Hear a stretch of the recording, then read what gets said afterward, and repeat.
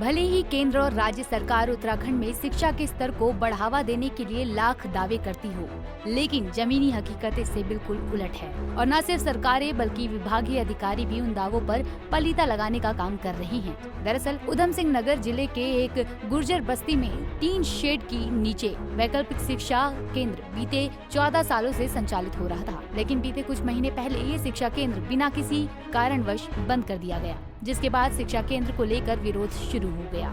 तो विभाग ने ये शिक्षा केंद्र दोबारा चालू करवा दिया, लेकिन अब अभिभावकों को डर सताने लगा कि शिक्षा विभाग कहीं फिर से इस वैकल्पिक शिक्षा केंद्र को बंद न करवा दे, जिससे उनके बच्चों का भविष्य अंधकार में डूब जाएगा। आपको बता दें कि जसपुर विधानसभा क्षेत्र के नगर पंचायत करणपुर के जंगलों के बीच गुर्जरों के लगभग 61 परिवार बीते 50 सालों से रह रहे हैं।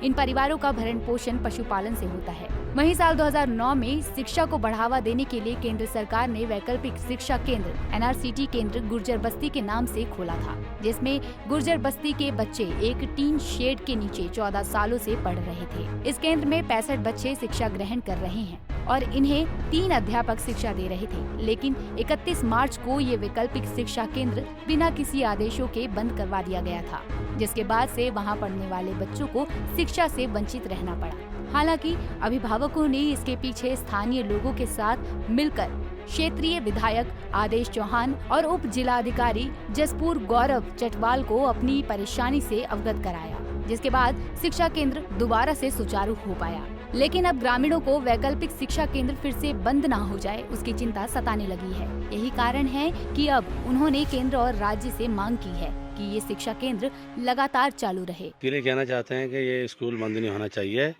और हम इतने गरीब परिवार के लोग हैं कि हमारे बच्चे यहाँ से बाहर भी नहीं जा सकते, क्यों रास्ते इतने ख़राब हैं, जंगल में जानवर का बहुत डर है। तो इसीलिए हम कहते हैं हमारी सरकार से ये रिक्वेस्ट है कि हमारे बच्चों की पढ़ाई चलती रहे और उसके साथ साथ में यहाँ पढ़ाई होने के बाद भी कोई व्यवस्था नहीं है, स्कूल का कोई टीन शेड नहीं है, पानी के लिए कोई नल नहीं है। तो इसके लिए हम सरकार से मांग कर रहे हैं कि हमारा जो स्कूल है 48 बच्चे यहाँ पे हैं, कुछ बच्चे यहाँ से चले गए हैं।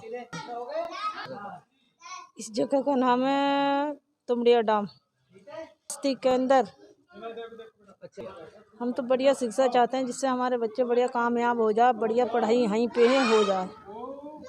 वहाँ से हमारे बच्चे जा नहीं पाते हैं, हमारे ऐसी सुविधा नहीं है कोई वहाँ जा पहुँच जाए हमारे बच्चे। वहीं वैकल्पिक शिक्षा केंद्र के अध्यापक कृपाल सिंह ने बताया कि इस बस्ती के आसपास विद्यालय न होने से बच्चे कहीं और शिक्षा ग्रहण नहीं कर सकते हैं। उन्होंने कहा कि जब बीते महीनों पहले ये केंद्र बंद हुआ था तो उस दौरान लगभग 17 बच्चे दूसरे मदरसे में पढ़ने चले गए, जिसके चलते अब उनके पास 48 बच्चे पढ़ रहे हैं। और मैं सन 2009 से यहाँ पे कार्यरत हूँ और यहाँ पे केंद्र में लगभग इस समय जो बच्चे हमारे पास 48 बच्चे हैं, जिसमें कि 5 महीने स्कूल को बंद होने की वजह से बाकी करीब लगभग 14-15 बच्चे अन्य मदरसे में चले गए। उधर जसपुर विधायक आदेश चौहान ने अधिकारियों पर आरोप लगाते हुए कहा कि अधिकारियों की हठधर्मिता के चलते बच्चों की लगभग 5 महीने की पढ़ाई प्रभावित हुई है। अधिकारियों की हठधर्मिता की वजह से उन बच्चों की लगभग 3-4 महीने की जो पढ़ाई बेकार हुई है वो उन्हीं के कारण हुई। नहीं तो अप्रैल में अगर सेंटर बंद करना था तो उसकी व्यवस्था उन्हें मार्च में या फरवरी में करनी चाहिए थी। लेकिन अब जो है आप लगाइए 3 महीने बीतने के बाद तो 3 बच्चे तो पढ़ने से रह गए बच्चे, अब दोबारा शुरू करा गया है। तो इस तरह से जो कहते हैं बेटी बचाओ बेटी पढ़ाओ, ये सब नारे हैं इन सरकारों के। लेकिन मेरा कहना है कि बच्चों की पढ़ाई पर कोई भी सरकार को ध्यान देना चाहिए। वहीं मुख्य शिक्षा अधिकारी कुंवर रावत ने कहा कि हम इस साल उन 65 बच्चों को इस शिक्षा केंद्र में एजुकेशन दे रहे हैं, लेकिन अगले साल हर हाल में हम उन बच्चों को नियमित विद्यालय में एडमिट करवाएंगे, ऐसा हमारा प्रयास है। मैंने जहाँ तक मैंने महसूस किया है कि वो लोग तैयार नहीं इसके लिए। उनका कहना है कि हम वैकल्पिक रूप से ये केंद्र को चलाते रहेंगे। और मैं बार बार कह रहा हूँ कि कोई भी चीज़ वैकल्पिक नहीं, जब अस्थायी समाधान किसी चीज़ का हो सकता है तो हम अस्थायी क्यों ना कर दें उसका। तो हमने उनसे बार बार हम यही आग्रह कर रहे हैं। मैंने अपने खंड शिक्षा अधिकारी को भी भेजा था, वहाँ के जो अन्य लोग हैं उनको भी भेजा था कि उनको कन्विंस करें, मोटिवेट करें कि वैकल्पिक न भेजिए, अस्थायी रूप से आपकी हम व्यवस्था कर रहे हैं। फिर भी क्योंकि हमारा कंसर्न बच्चा है तो बच्चे के कंसर्न को देखते हुए हमने गवर्नमेंट से परमिशन के लिए एक प्रस्ताव भेजा है कि कम से कम इस वर्ष वो जो 65 बच्चे हैं उनकी एजुकेशन कंटिन्यू रखने के लिए जो धनराशि हमें प्राप्त हुई है एस्कॉर्ट या ट्रांसपोर्टेशन में, उसी धनराशि के माध्यम से हम वहाँ पर कम से कम इस वर्ष एक वैकल्पिक केंद्र चला दें और अगले वर्ष से हर हाल में उसको हम नियमित विद्यालय में ही एडमिट कराएंगे। ये हमारा प्रयास। बहरहाल मुख्य शिक्षा अधिकारी ने इस साल की यहाँ पर स्कूल संचालित करने का आदेश दिया है।